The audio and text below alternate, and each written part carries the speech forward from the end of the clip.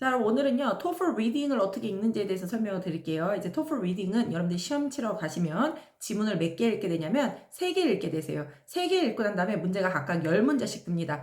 처음에 이제 지문을 딱 확인하실 때, 여러분들 또는 훈련을 하실 때 지문을 보면, 이게 막 그렇게 쉬운 수준은 아니에요. 근데 그렇게 어렵지도 않아요. 그러니까 수능, 언어 영역 비문학을 조금 쉽게 영어로 쓰는 거, 그래서 읽다 보면 재밌어요. 근데 이게 기본적으로 토플이나 리스닝 같은 경우는 어느 정도 좀 배경이 있으면 읽는 게 훨씬 빨라집니다. 그 실제 이제 리딩을 좀 보시면요.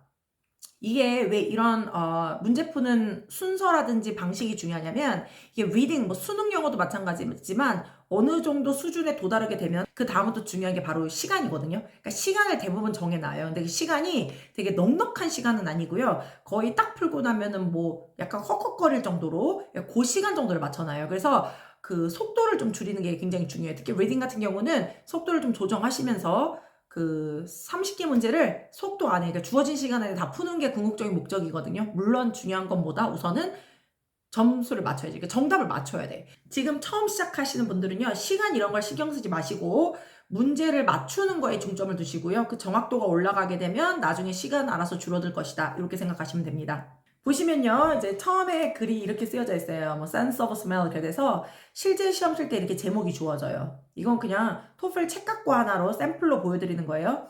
sense of smell인데, 아, 이거는 뭐에 대한 얘기구나. 우리 감각 중에 하나인 냄새에 대한 얘기를 하는구나. 그 다음으로 몇 번으로 가시냐면, 뜨르륵 10번 문제로 가세요. 10번. 요게 지금 37번 이렇게 돼 있는데 뭐 이렇게 가시면 여기 10번 문제라고 하시는 거예요. 그러니까 1번부터 10번까지인데 10번 문제로 가시면 돼요. 10번에 보면 뭐라고 돼 있냐면 전체를 세 문장으로 찍어서 요약을 해달라는 거야. 그러니까 complete summary, 그러니까 요약본을 완성시키라는 거예요. By selecting the three answer choices that express most important ideas in the passage. 그러니까 이 내용에서 가장 중요한 아이디어를 표현할 수 있는 정답 초이스를 3개를 찍으라 이거야. 그러니까 여기 보면은 보통 정답 선지는 6개가 주어져요. A, B, C, D, F 이렇게 돼 있어. 그래서 요거 3개를 집어넣는 문제 유형이고 우선 문제 푸는 방식용으로는 지금 이 문제용을 볼 건 아니니까 10번 문제로 가서 뭘 보냐? 요 문제를 보시는 거예요. 여기 하이라이트 돼 있는 거 보시죠. smell 이라는 게 뭐냐면 the oldest and most direct of all sense. 모든 감각 중에서 가장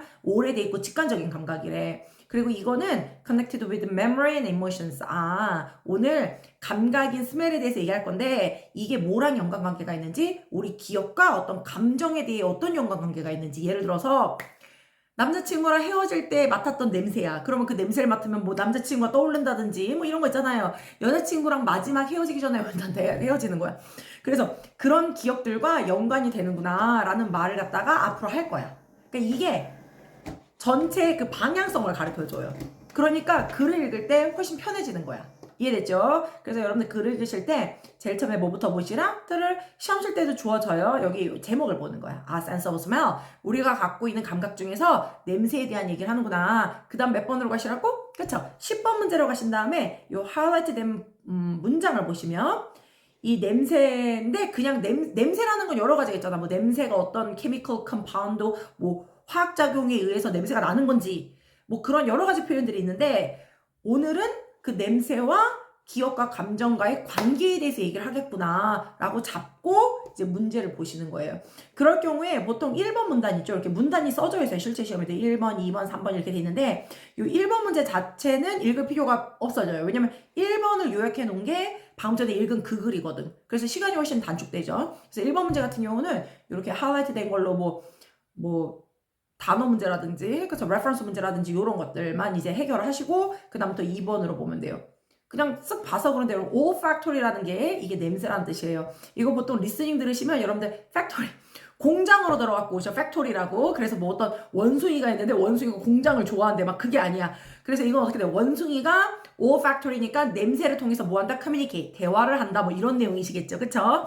이게 단어를 우선 아셔야 되고 내용에 어떤 식으로 클리킹이 되는지를 좀 이해를 하셔야 그게 이제 속도 빠르게 들려지고 읽는 거거든요. 뭐 읽는 거는 수능 영어도 마찬가지예요.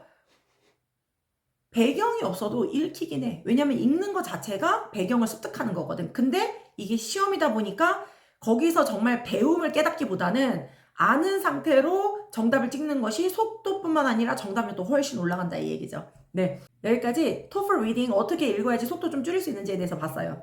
감사합니다.